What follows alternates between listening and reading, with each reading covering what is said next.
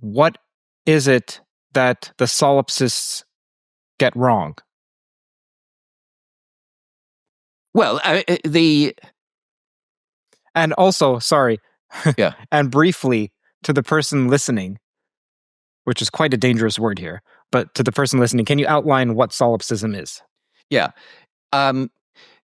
So solipsism, roughly speaking, is just the belief that one is all that there is. That that there's nothing in the world apart from me. So it's not really a skeptical view, because a skeptic would just be in doubt as to whether there's other stuff out there apart from themselves, whereas the solipsist it seems to be confident that there is only them. And well, I think it's a blatantly false position. But I mean, if you're asking how do people get into these views, Besides psychedelics. yes, yes.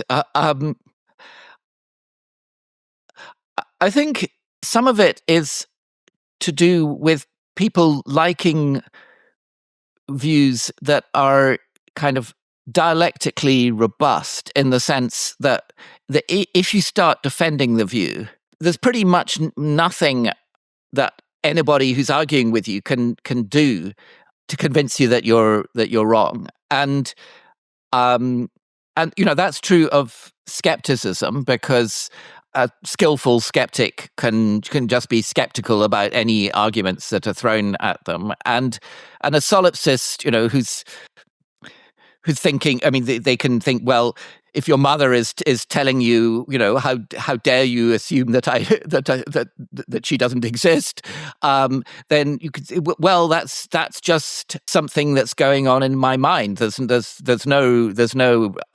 nothing else like such as a mother of mine out there talking to me. It's it's just as it were voices in one's head.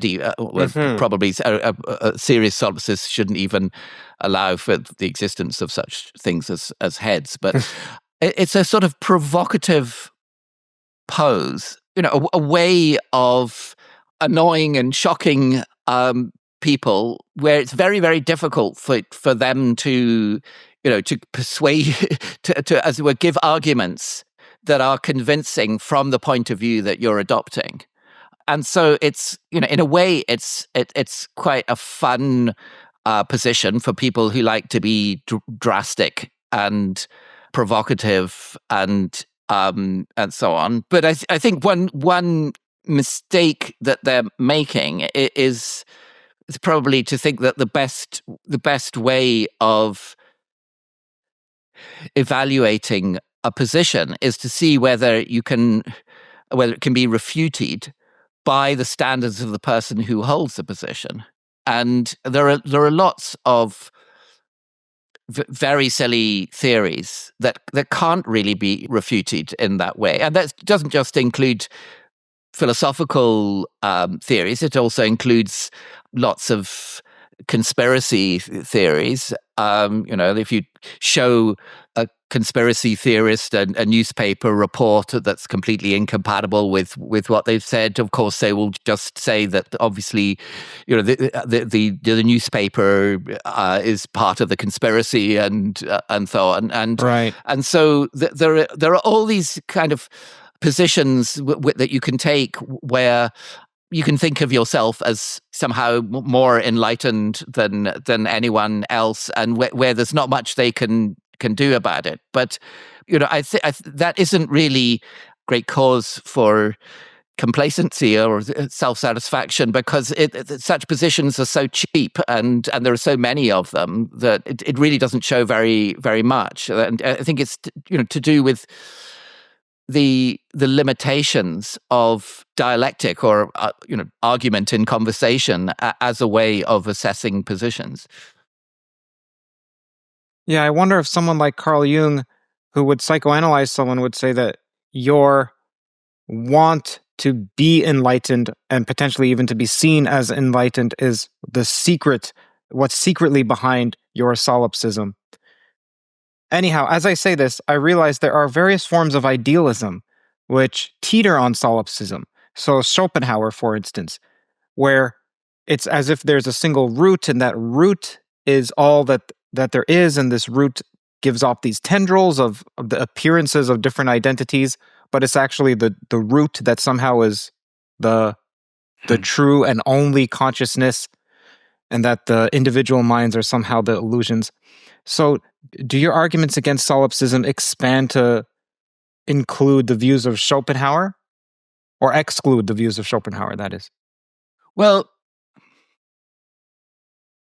I don't think that anything that I say would have persuaded Schopenhauer to change his mind, and which is actually I mean, that's a fairly low bar for a theory to pass, because it's also the case probably that nothing I say will persuade a conspiracy theorist to change their mind. And that doesn't mean that this is a view that deserves to be taken seriously. That requires much more than just, as it were, this kind of dialectical robustness that I've been talking about, because somebody who takes a wrong-headed view can also consistently, being consistently wrong-headed, it will also make them wrong-headed in their evaluation of evidence and so on. I mean, that is very obvious with conspiracy theories, but I think it applies to philosophical theories as well. So that we who have not been persuaded to take Schopenhauer's view, I mean, we can just point to the lack of evidence that in favor of Schopenhauer's view, and that's a perfectly reasonable thing for us to do. And the fact that he's got himself into a position where he's going to be totally unimpressed by considerations of that kind, that's his problem. The Economist covers math, physics, philosophy, and AI in a manner that shows how different countries perceive developments and how they impact markets. They recently published a piece on China's new neutrino detector. They cover extending life via mitochondrial transplants, creating an entirely new field of medicine. But it's also not just science. They analyze culture, they analyze finance, economics, business, international affairs across every region. I'm particularly liking their new Insider feature. It was just launched this month. It gives me a front row access to The Economist's internal editorial debates, where senior editors argue through the news with world leaders and policymakers in twice weekly long format shows. Basically, an extremely high-quality podcast. Whether it's scientific innovation or shifting global politics, The Economist provides comprehensive coverage beyond headlines. As a TOE listener, you get a special discount. Head over to economist.com/TOE to subscribe. That's economist.com/TOE for your discount.